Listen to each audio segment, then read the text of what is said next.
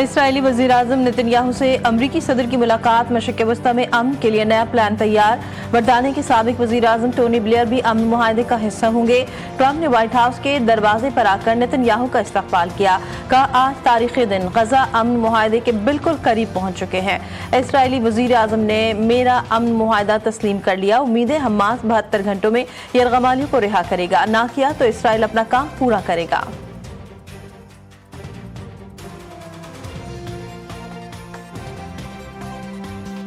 If accepted by Hamas, this proposal calls for the release of all remaining hostages immediately, but in no case more than 72 hours. And it means the immediate end to the war itself, not just Gaza.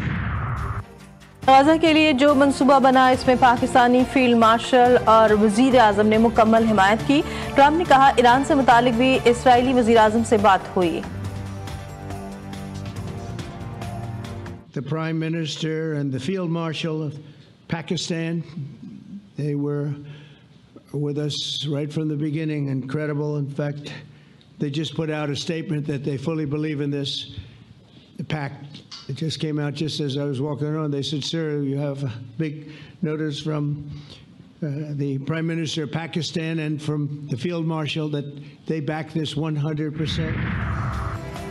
वज़ीर-ए-आज़म का Gaza में जंग के खात्मे के लिए Trump के 20 नुकाती मंसूबे का खैर मकदम। शहबाज शरीफ ने कहा, खत्ते में इस्तेहकाम और मुआशी तरक्की फ़लस्तीन और इसराइल के दरमियान अमन से ही मुमकिन है। मुझे यकीन है कि सदर ट्रंप इसे हकीकत में बदलने के लिए मुकम्मल तौर पर तैयार हैं। खत्ते में मुस्तकिल अमन के क़याम के लिए 2 रियासती तजवीज़ पर अमल दरामद ज़रूरी है।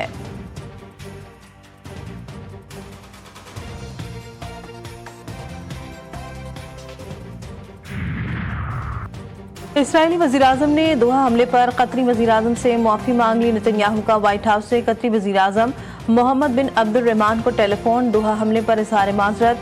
कतरी वज़ीर-ए-आज़म का खैर मकदम। कहा, उम्मीद है दोबारा हमले नहीं किए जाएंगे।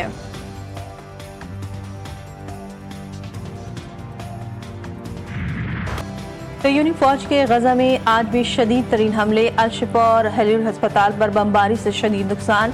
नस्ल कुशी की जंग में मजीद 52 फलस्तीनी शहीद, 200 से ज़ायद जख्मी, 5 इमदाद के मुंतज़िर भी शामिल। मजमूई तादाद 66,000 से तजावुज़ कर गई। यूनी फौज की गजा सिटी में पेशकदमी। साबरा और तिल अल-हबा में दाखिल। शदीद लड़ाई के बायस हमास का 2 यरगमालियों से राब्ता मुनक़ता हो गया। यूनी फौज की फलस्तीनियों को हमास मुखालिफ मिलिशिया में शामिल न होने पर मौत या मुल्क बदर करने की धमकी।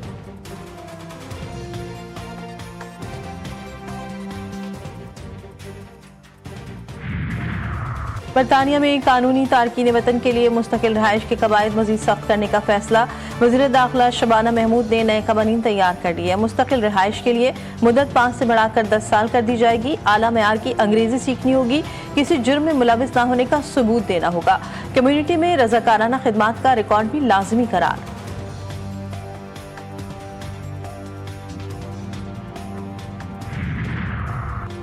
गर्मी और हब से बेहाल कराची वालों के लिए अच्छी खबर। शहर में आज गरज चमक के साथ हल्की बारिश का इम्कान।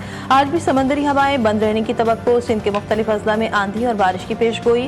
हैदराबाद, मीरपुर खास, पारकर, बदीन, सजावल और ठट्टा में चंद मकामात पर बारिश मुतवक्के। पहली बारिश आई है, ये हाल हो गया है। हमारा दिल नहीं करता अपनी नई बाइक लेके रोड के ऊपर आ जाए। उन्होंने लाहौर को लाहौर कर दिया, आप कराची को कराची कर दो यार, खुदा का नाम लो भाई। मेन शहर है जहाँ पे आपकी गवर्नमेंट सिटिंग करती है। इतना आवाम रोडों पे चीख रही है, चिल्ला रही है, रोडों का कोई काम हो नहीं रहा है, अपनी मनमानी कर रहे हैं मर्दी वाले। कराची में हालिया बारिशों से शहर का हुलिया बिगड़ गया। पोश इलाकों की टूटी सड़कें और सीवरेज का बोसीदा निजाम इंतजामिया को जगाने लगा। गुलशन इकबाल की सड़कें खनरात में तब्दील। नीपा से सोहराबकोट जाने वाली सड़क पर मौजूद गड्ढे से गाड़ियां हिचकोले खाने पर मजबूर। नेशनल स्टेडियम के करीब खेरिए के इलाके में सीवरेज का पानी घरों में दाखिल।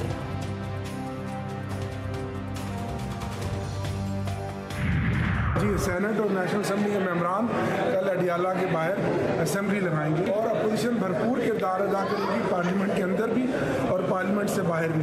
अपनी मज़ाहमत को और स्ट्रॉन्ग अपोजिशन को इस तरह हम जारी और सारी रखेंगे। तहरीक इंसाफ का आज अडियाला जेल के बाहर अवामी असम्बली लगाने का फैसला। पीटीआई रहनुमा आमिर डोगर ने कहा, पार्लियामेंट के अंदर और बाहर मज़ामत जारी रखने पर इत्तेफाक हुआ है। अरकान कौमी असम्बली और सेनेट अडियाला जेल के बाहर अवामी असम्बली लगाएंगे।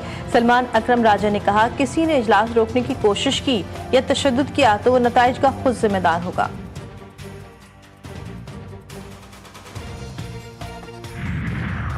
बानी पीटीआई वजीर आला केपीके की मुलाकात की अंदरूनी कहानी सामने आ गई। बानी पीटीआई केपीके के जलसे के इंतजामात और बदनज़मी पर बरहम। वजीर आला ने पार्टी के अंदर उनके खिलाफ साजिश होने का बताते हुए कहा कि जलसे में जूते दिखाने और बोतलें फेंकने के वाक़े की तहकीकात जारी है। मेरे खिलाफ मुहिम में पार्टी के कुछ अहम लोग शामिल हैं। मेरी जानिब से कभी पार्टी के रहनुमा के खिलाफ कोई बात नहीं की गई। अली अमीन की वजाहत, मुलाकात 2.5 घंटे से ज़ायद जारी रही।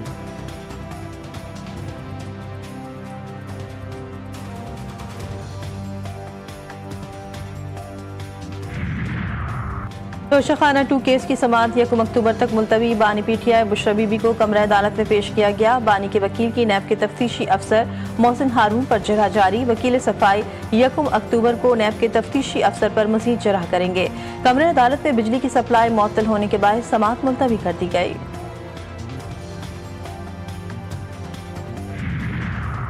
कौमी असम्बली में अपोजिशन का एहतजाज, ऐवान में हंगामा आराई। अपोजिशन अरकान ने एजेंडे और वक्फ सवालात की कॉपियां फाड़ दी। स्पीकर डायस का घेराव किया।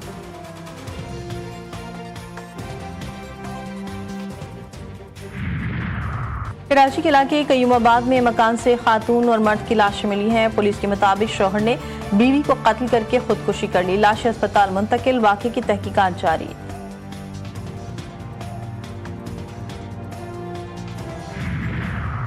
कराची में पुलिस पर हमलों का सिलसिला न थम सका। मलीर भैंस कॉलोनी में एक और पुलिस एहलकार कत्ल। मुलजिमान ने एहलकार पर फायरिंग कर दी। शनाख्त कैसर के नाम से हुई। शहीद पुलिस एहलकार थाना सऊदाबाद में तैनात था।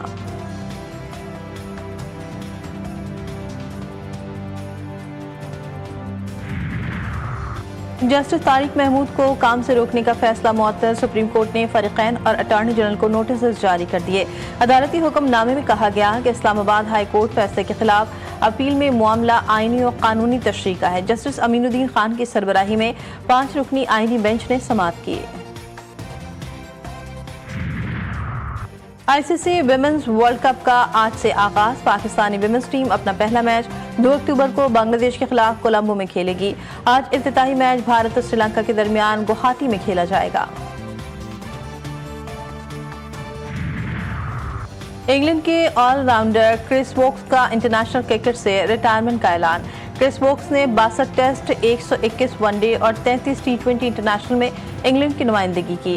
क्रिस वोक्स ने अपने पैगाम में कहा, इंग्लैंड की नुमाइंदगी करना मेरे लिए हमेशा मुतासर कुन रहा।